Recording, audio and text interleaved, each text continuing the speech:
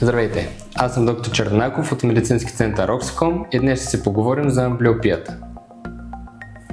Също както децата трябва да се научат да ходят и говорят, така те трябва да се научат и да виждат. Ако обаче в ранна детска възраст имаме някакво зрително нарушение, те не могат да се научат да виждат нормално.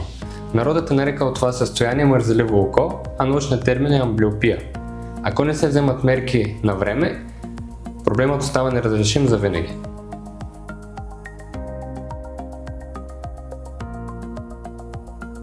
Най-лошото е, че децата не могат да разберат, че не виждат и съответно няма да имат оплаквания.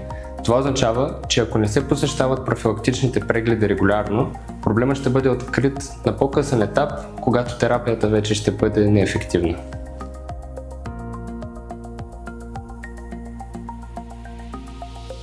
Профилактичните прегледи трябва да се извършват на 1, 3 и 6 годишна възраст, като тези на 3 и 6 са от изключително значение за откриване и лечение на мързеливото око. Статистиката сочи, че 1 от 5 деца на 4 годишна възраст имат неоткрито зрително нарушение. Дали то ще се превърне в амблиопия, зависи от навременните действия.